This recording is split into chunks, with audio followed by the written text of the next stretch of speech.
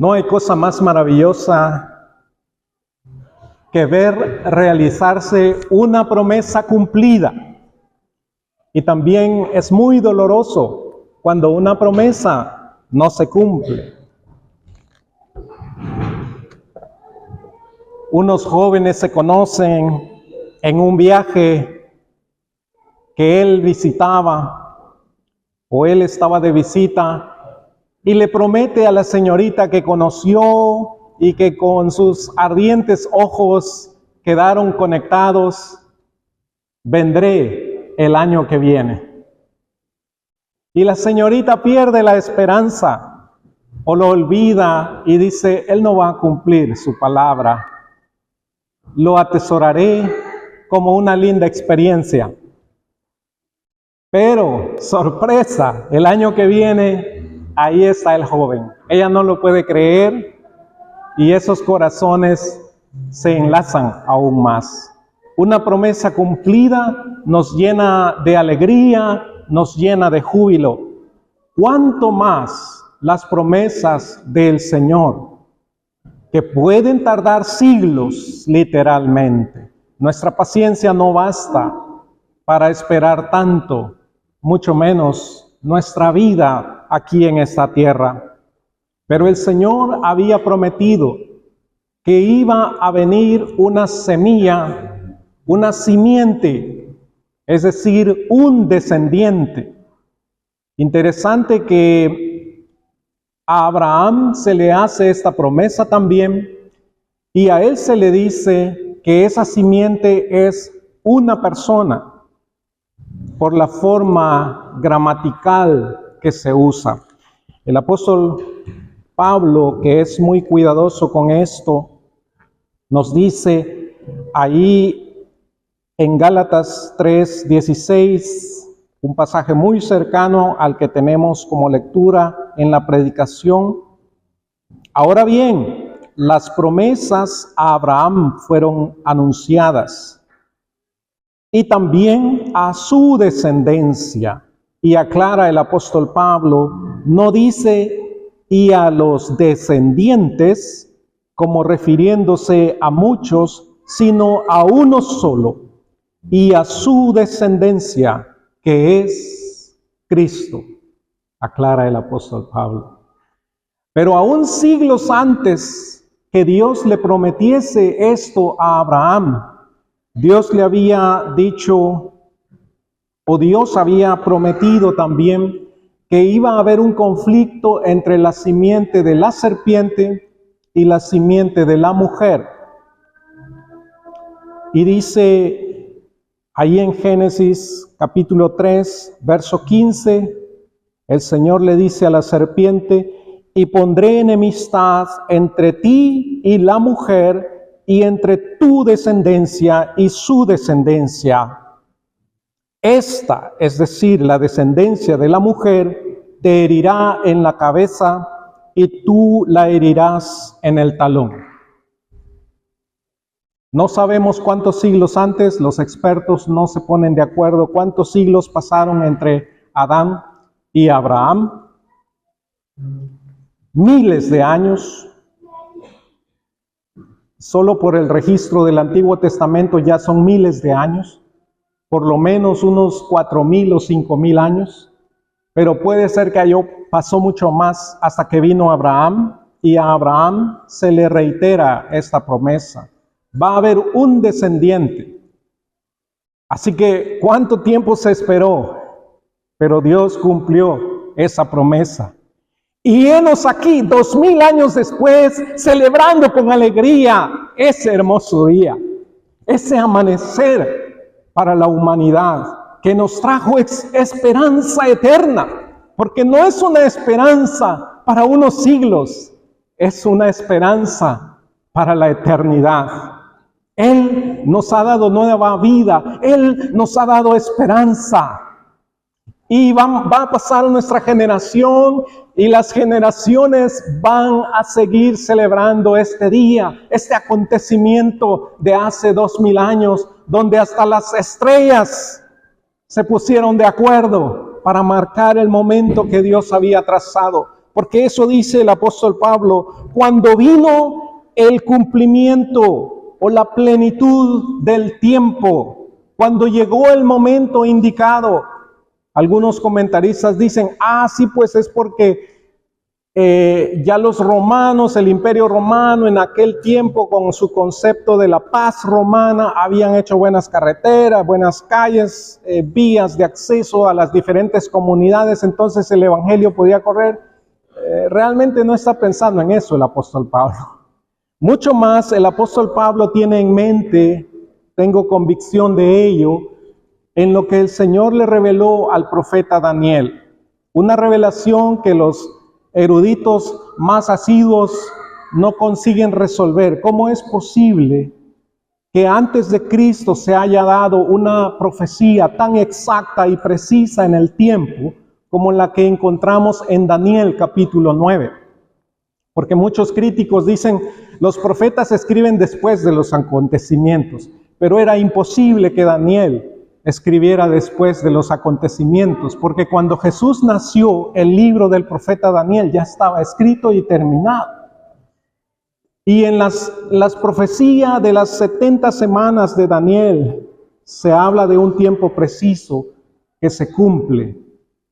Por eso dice la palabra, cuando vino el cumplimiento del tiempo, no antes y no después. Es impresionante, Daniel 9:26, ustedes encuentran ese registro. Y Jesús entonces nace como simiente de Eva, a quien se le prometió en primer lugar desde Génesis 3:15, y como simiente de Abraham, a quien se le había prometido en Génesis 22:18. El Dios fiel a su palabra, a Él celebramos por habernos enviado a su amado Hijo para esperanza y para salvación de las naciones. Porque a Abraham se le había dicho, en ti y en tu descendencia serán benditas todas las familias de la tierra. Y henos aquí nosotros, algunos europeos, otros americanos, reunidos en Alemania. Por cierto, no en la lengua local.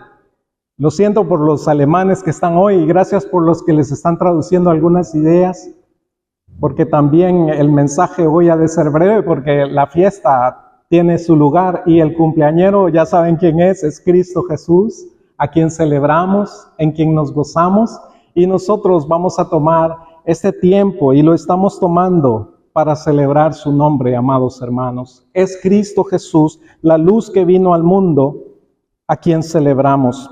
Así que Jesús nace de María y biológicamente, importante decirlo, no de José, como nos lo aclaran las genealogías en Mateo 1:12 y Lucas 3:28, donde muchos encuentran contradicciones, hay precisión milimétrica. Hay un personaje en esas dos genealogías, en los textos que mencioné, que se llama Salatiel. Y una genealogía dice que es hijo de Jeconías, la de Mateo, y la genealogía que encontramos en Lucas dice que es hijo de Neri. Pero ni se parecen los nombres para decir, se equivocaron en una letra. No, es precisamente así. Hay otro misterio ahí respecto a este Jeconías, porque ese rey, que fue rey de Israel, él recibió una maldición que ningún descendiente se iba a sentar sobre el trono de Israel, ningún descendiente de él. Y es interesante cuando uno mira las genealogías que Neri, padre de Salatiel, probablemente Jeconías lo crió y por eso Salatiel hereda el derecho al trono después, pero este Salatiel es hijo de Neri y Neri es descendiente de Natán y no de Salomón, si ustedes leen la genealogía.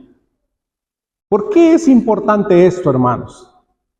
Porque la palabra en primer lugar nos dice que Él es nacido de mujer.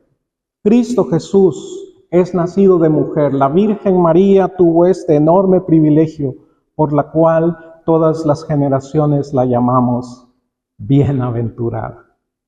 Porque ella fue creyente. Porque cuando ella recibió el anuncio, creyó. Y dijo Elizabeth de ella, dio testimonio, bienaventurada la que creyó. En cambio, un experimentado sacerdote ya anciano de nombre Zacarías, que recibiría a Juan el Bautista como hijo, no creyó. Lo encontramos en los relatos de la Navidad en el Nuevo Testamento. Y quedó mudo hasta que el niño Juan fue presentado. Pero una sencilla mujer, una mujer de un corazón limpio llamada María, creyó. Creyó que lo que le había sido dicho por el ángel iba a ser cierto, que el Espíritu Santo la iba a cubrir y ella iba a dar a luz un hijo. Así que el Señor Jesús, es muy importante subrayar esto, es nacido de mujer, engendrado por el poder sobrenatural de Dios y del Espíritu Santo en la Virgen María. Uno de los misterios más grandes que humanamente jamás podremos comprender. Pero así son los milagros que Dios hace. No se pueden explicar humanamente. Engendrado por el Espíritu Santo en el vientre de la Virgen María, la creyente, Cristo Jesús es 100% Dios hombre. Gloria sea a Él.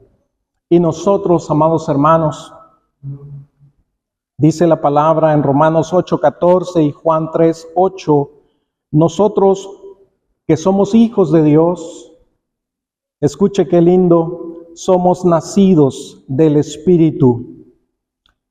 Somos hijos de Dios y también nacidos de una mujer. Sin embargo, dice Juan 1:13 acerca de los que hemos creído en Cristo, no nacimos de sangre, ni de la voluntad de la carne, ni de la voluntad de varón, sino de Dios. Otro misterio, el nuevo nacimiento, la regeneración. Dios te dio una nueva vida. Esto se lo dice el Señor Jesucristo a este anciano Nicodemo que ha llegado a él en Juan capítulo 3. Somos nacidos de Dios, los que son nacidos del Espíritu. Tú no conoces de dónde vienen y a dónde van. Somos engendrados por Dios mismo para una nueva vida. Y si terminamos de leer en el texto que hemos leído, vuelvo a leer el verso 4 y 5 hasta el 7. Pero cuando vino la plenitud del tiempo, Dios envió a su Hijo, nacido de mujer y nacido bajo la ley, para que redimiera a los que estaban bajo la ley, a fin de que recibiéramos la adopción de hijos. Y por cuanto son hijos, Dios envió a nuestro corazón el Espíritu de su Hijo que clama, Abba, Padre. Así que ya no eres más esclavo, sino hijo, y si hijo, también eres heredero por medio de Dios. Querido hermano, hermana, y a nuestros pequeños niños que están acá, tú y yo que estamos en Cristo, nos dice Efesios 2:8, también somos hechura de Dios. Tú tampoco naciste ni en el lugar equivocado, ni en el tiempo equivocado. La palabra dice que somos hechura de Dios, creados en Cristo para hacer las buenas obras que Dios preparó de antemano para que anduviésemos en ellas. Tú eres en Cristo absolutamente llena de significado.